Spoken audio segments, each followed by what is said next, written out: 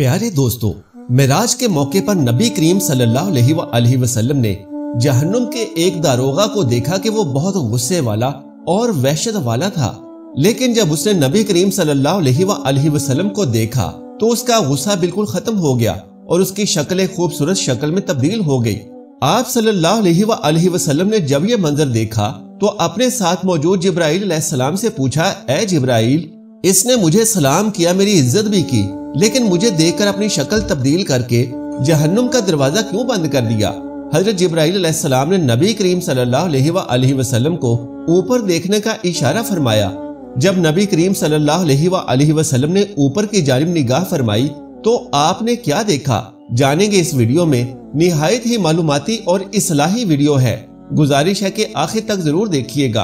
प्यारे दोस्तों, मेराज के मौके पर नबी करीम सल्लल्लाहु अलैहि वसल्लम को दोज़ख का हाल दिखाया गया, लेकिन जब आप दोज़ख की एक वादी में पहुंचे तो वहां पर आपने एक बदनुमा आवाज सुनी और बदबू भी महसूस की।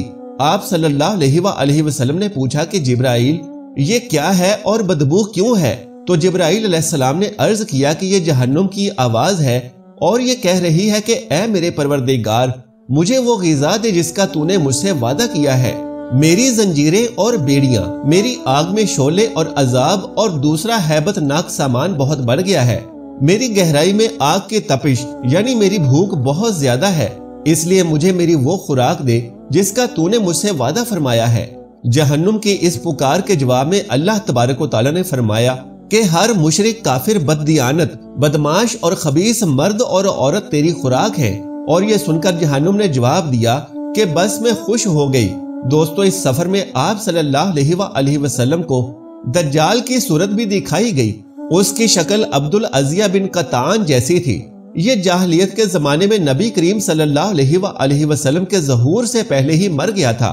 उसके होंठ ऊंट के होंठ जैसे, जबकि उसके हाथों में बड़े बड़े अंगारे थे।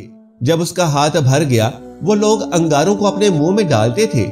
आप सल्लल्लाहु अलैहि वसल्लम ने ये मंजर देखकर जिब्राइल अलैहिस्सलाम से पूछा कि ये कौन लोग हैं? अर्ज किया कि ये वो लोग हैं जो जबरदस्ती यतीमों का माल खाते थे।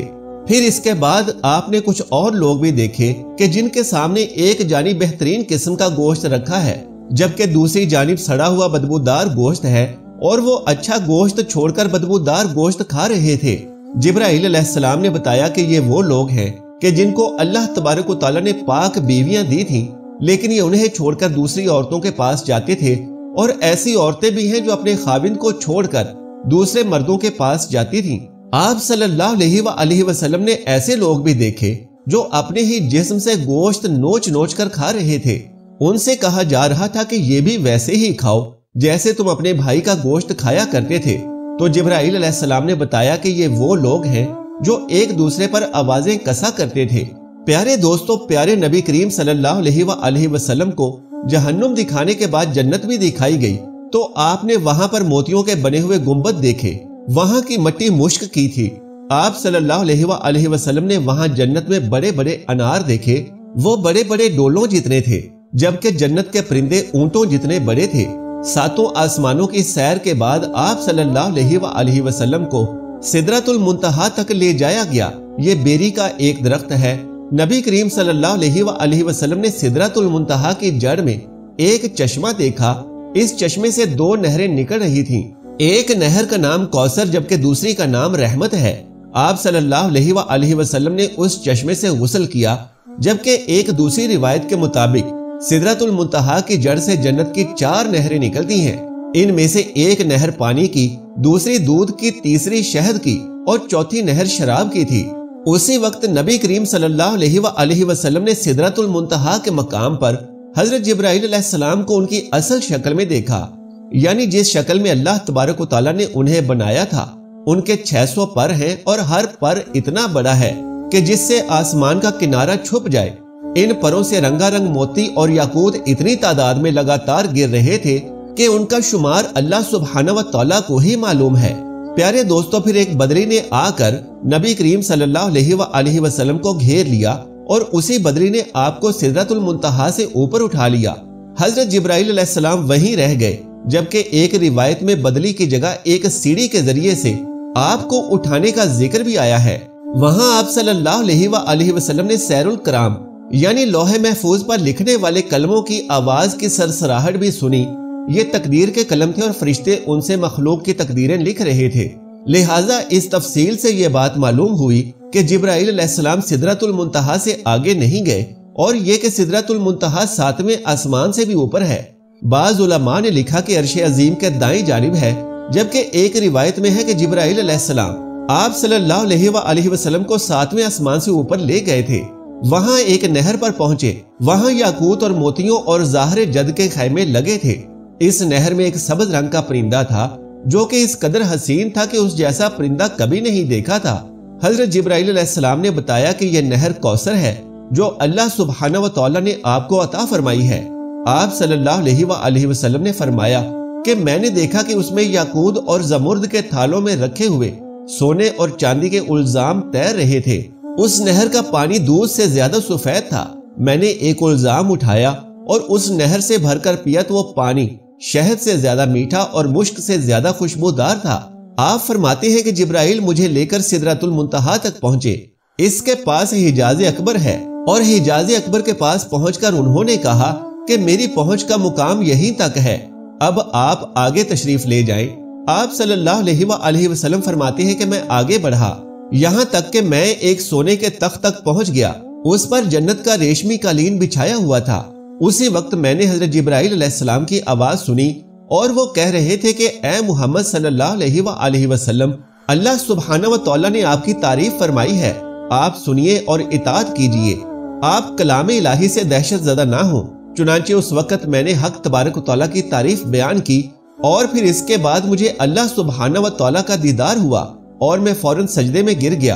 फिर अल्लाह सुब्हानहू व तआला ने मुझ पर वही उतारी और वो ये थी कि ए मुहम्मद सल्लल्लाहु अलैहि वसल्लम, जब तक आप जन्नत में दाखिल नहीं हो जाएंगे उस वक्त तक तमाम नबियों के लिए जन्नत हराम रहेगी।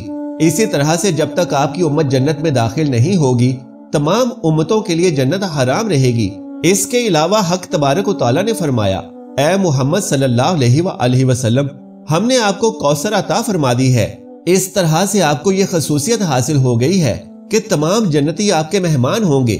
फिर इसके बाद 50 नमाजें फर्ज हुई। ये 50 नमाजें हजरत मूसा अलैहिस्सलाम के मशवरे से कम करवाई गई, यहाँ तक कि उनकी तादाद 5 कर दी गई। ताहम अल्लाह सुब्हानहू व तआला ने फरमाया कि ए मुहम्मद सल्लल्लाहु अलैहि वसल्लम, हर रोज ये 5 नमाजें हैं, इनमें से हर एक का सवाब 10 के बराबर होगा और इस तरह से इन 5 नमाजों का सवाब 50 नमाजों के बराबर हासिल होगा। आपकी उम्मत में से जो शख्स भी नेकी का इरादा करे और फिर ना कर सके तो मैं उसके हक में सिर्फ इरादा करने पर 1 नेकी लिख दूंगा। अगर उसने वो अमल कर भी लिया तो उसे 10 नेकियों के बराबर लिखूंगा। और जो शख्स किसी बदी का इरादा करे और फिर उसको ना करे तो भी उसके लिए 1 नेकी लिख दूंगा। और अगर उसने वो बदी कर ली तो उसके नतीजे में सिर्फ 1 बदी लिखूंगा। आप सल्लल्लाहु अलैहि वसल्लम फरमाते हैं कि मैंने जन्नत के दरवाजे पर लिखा हुआ देखा, सदके का सिला 10 गुना है और कर्ज का सिला 18 गुना है। तब आप सल्लल्लाहु अलैहि वसल्लम ने हजरत जिब्राइल अलैहिस्सलाम से पूछा कि ये क्या बात है कि कर्ज देने का सिला सदका करने से भी अफजल है। तो उन्होंने कहा कि इसकी वजह यह है कि साइल जिसको सदका दिया जाता है वो मांगता है तो उस वक्त साइल के पास कुछ न कुछ होता है, लेकिन कर्जा मांगने वाला उस वक्त कर्जा मांगता है जब उसके पास कुछ ना हो। प्यारे दोस्तों, नबी करीम सल्लल्लाहु अलैहि वसल्लम ने मेराज के मौके पर जहन्नुम के दारोगों के मालिक को देखा जो निहायत ही सख्त और गुस्सीला था। उसके चेहरे पर गुस्सा और गजब रहता है और इंतहाई सख्त तबीयत का था। आप सल्लल्लाहु अलैहि वसल्लम ने उसे सलाम किया तो दारोगा ने भी सलाम का जवाब दिया, खुश आमदीद भी कहा, लेकिन मुस्कुराया नहीं। इस पर नबी करीम सल्लल्लाहु अलैहि वसल्लम ने जिब्राइल अलैहिस्सलाम से दरियाफ्त फरमाया कि मैं आसमानों में जिससे भी मिला हूँ उन्होंने मेरा इस्तकबाल मुस्कुरा कर किया है, लेकिन दारोगा जहन्नुम ने मुस्कुरा कर बात नहीं की। इस पर हजरत जिब्राइल अलैहिस्सलाम ने अर्ज किया कि या रसूल अल्लाह, जहन्नुम का दारोगा जब से पैदा हुआ है आज तक कभी नहीं हंसा, और अगर ये हंस सकता तो सिर्फ आपके लिए ही हंसता। प्यारे दोस्तों, नबी करीम सल्लल्लाहु अलैहि वसल्लम ने सफरे मेराज अपने जिस्म और रूह दोनों के साथ किया। बाज लोग मेराज को सिर्फ एक ख्वाब कहते हैं, जबकि बाज कहते हैं कि सिर्फ रूह गई थी और जिस्म साथ नहीं था। अगर ऐसी ही बात होती तो फिर मेराज के वाक़े की भला क्या खसूसियत थी। خواب میں تو ایک عام آدمی بھی بہت کچھ دیکھ لیتا ہے، جبکہ معراج کی اصل خصوصیت ہی یہ ہے کہ آپ صلی اللہ علیہ وآلہ وسلم اپنے مبارک جسم سمیت آسمانوں پر تشریف لے گئے تھے۔ دوسری دلیل یہ بھی ہے کہ اگر یہ صرف خواب ہوتا یا معراج صرف روح کی ہوتی تو مشرکین مکہ مذاق نہ اڑاتے، بلکہ انہوں نے اس بات کو ماننے سے انکار کیا اور مذاق بھی اڑایا۔ اگر یہ ایک خواب ہی ہوتا تو مشرکین کیوں مذاق اڑاتے؟ کیونکہ خواب میں تو انسان انہونی چیزوں کو بھی دیکھ لیتا ہے۔ لہٰذا نبی کریم صلی اللہ علیہ وآلہ وسلم اللہ سبحانہ و تعالیٰ سے ہم کلام ہونے کے بعد واپس زمین پر تشریف لے آئے۔ جب آپ اپنے بستر پر پہنچے تو وہ اسی طرح سے گرم تھا جس طرح آپ اسے چھوڑ کر گئے تھے۔ یعنی معراج کا یہ اس قدر عظیم واقعہ اور اتنا طویل سفر دنیاوی لحاظ سے صرف ایک لمحے میں ہی مکمل ہو گیا۔ یوں سمجھ لیجئے کہ وقت بھی اللہ ہی کی پیدا کردہ ایک مخلوق ہے، اور اللہ سبحانہ و تعالیٰ نے وقت کی رفتار کو اس واقعے کے دوران روک دیا تھا، اور اسی وجہ سے یہ معجزہ نہایت ہی قلیل وقت میں مکمل ہو گیا۔ معراج کی رات کے بعد جب صبح ہوئی اور سورج ڈھل گیا تو جبرائیل علیہ السلام آپ صلی اللہ علیہ وآلہ وسلم کے پاس تشریف لائے اور انہوں نے امامت کر کے آپ صلی اللہ علیہ وآلہ وسلم کو نماز پڑھائی تاکہ آپ کو نمازوں کے اوقات اور نمازوں کی کیفیت معلوم ہو جائے۔ پیارے دوستو، جان لیجئے کہ معراج سے پہلے آپ صلی اللہ علیہ وآلہ وسلم صبح اور شام کے وقت 2 رکعت نماز ادا کیا کرتے تھے اور رات میں قیام فرمایا کرتے تھے۔ لہٰذا آپ صلی اللہ علیہ وآلہ وسلم کو 5 فرض نمازوں کی کیفیت اس وقت تک معلوم نہ تھی جب حضرت جبرائیل علیہ السلام کی آمد پر نبی کریم صلی اللہ علیہ وآلہ وسلم نے اعلان فرمایا کہ سب لوگ جمع ہو جائیں۔ چنانچہ آپ صلی اللہ علیہ وآلہ وسلم نے حضرت جبرائیل علیہ السلام کی امامت میں نماز ادا فرمائی، جبکہ صحابہ کرام رضی اللہ عنہم نے آپ کی امامت میں نماز ادا کی کہ یہ ظہر کی نماز تھی، اور اس روز اس نماز کا نام ظہر رکھا گیا تھا کیونکہ یہ پہلی نماز تھی جس کی کیفیت ظاہر کی گئی تھی۔ جان لیجئے کہ دوپہر کو عربی میں ظہیرہ کہتے ہیں، لہٰذا یہ بھی ہو سکتا ہے کہ نام اسی وجہ سے رکھا گیا ہو کیونکہ یہ نماز دوپہر کے وقت پڑھی جاتی ہے۔ اس نماز میں آپ صلی اللہ علیہ وآلہ وسلم نے 4 رکعت نماز پڑھائی اور قرآن پاک بلند آواز سے نہیں پڑھا۔ اسی طرح جب عصر کا وقت ہوا تو نماز عصر ادا کی گئی، سورج غروب ہوا تو مغرب کی نماز پڑھی گئی۔ یہ 3 رکعت کی نماز تھی جس میں پہلی 2 رکعتوں میں آواز سے قرات کی گئی، جبکہ تیسری رکعت میں قرات اونچی آواز سے نہیں کی گئی۔ یہ نماز بھی حضرت جبرائیل علیہ السلام نے ہی سکھائی تھی اور آپ صلی اللہ علیہ وآلہ وسلم ان کی امامت میں نماز ادا کر رہے تھے، اور صحابہ نبی کریم صلی اللہ علیہ وآلہ وسلم کی امامت میں نماز ادا کر رہے تھے۔ اس کا مطلب ہے کہ نبی کریم صلی اللہ علیہ وآلہ وسلم اس وقت مقتدی بھی تھے اور امام بھی تھے۔ دوستو، یہ نماز خانہ کعبہ میں پڑھی گئی تھی۔ اس وقت آپ صلی اللہ علیہ وآلہ وسلم کا رخ بیت المقدس کی جانب تھا کیونکہ قبلہ اول بیت المقدس تھا۔ نبی کریم صلی اللہ علیہ وآلہ وسلم جب تک مکہ معظمہ میں رہے اسی جانب رخ کر کے نماز ادا کرتے رہے۔ حضرت جبرائیل علیہ السلام نے پہلے دن نمازوں کے اول وقت میں نماز پڑھائی، جبکہ دوسرے دن نمازوں کے آخری وقت میں نماز پڑھائی تاکہ یہ بات معلوم ہو جائے کہ نمازوں کے اوقات کہاں سے کہاں تک ہیں۔ لہٰذا یہ 5 نمازیں فرض ہوئیں اور ان کے پڑھنے کا طریقہ بھی آسمان سے ہی نازل ہوا، جبکہ کچھ لوگ یہ کہتے ہیں کہ نماز کا کوئی طریقہ قرآن سے ثابت نہیں، لہٰذا نماز کسی بھی طریقے سے پڑھی جا سکتی ہے کیونکہ ہم تو بس قرآن کو مانتے ہیں۔ تو جان لیجئے کہ ایسے لوگ صریحاً گمراہی میں مبتلا ہیں کیونکہ نماز کا طریقہ بھی آسمان سے ہی نازل کیا گیا ہے، اور ہمیں نماز اسی طرح سے پڑھنی ہوگی جس طرح سے نبی کریم صلی اللہ علیہ وآلہ وسلم اور آپ کے صحابہ نے پڑھی تھی۔ اور یہ بھی ثابت ہو گیا کہ فرض نمازیں 5 ہیں، جبکہ حدیث کے منکر 5 نمازوں کا انکار کرتے ہیں اور صرف 3 فرض نمازوں کے قائل ہیں، اور لوگوں کو دھوکہ دینے کے لیے وہ یہ کہتے ہیں کہ قرآن کریم میں صرف 3 نمازوں کا ہی ذکر آیا ہے۔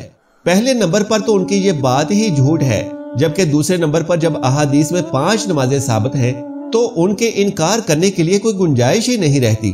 5 نمازوں کی حکمت کے بارے میں علماء نے لکھا ہے کہ اللہ سبحانہ و تعالیٰ نے انسان کے اندر 5 خواص پیدا فرمائے ہیں، اور انسان گناہ میں انہی حصوں یعنی آنکھ، کان، ناک، منہ اور ہاتھ پاؤں کے ذریعے سے کرتا ہے۔ لہٰذا نمازیں بھی 5 رکھی گئی ہیں تاکہ یہ 5 خواص دن اور رات میں 5 نمازوں کے ذریعے سے دھل جائیں۔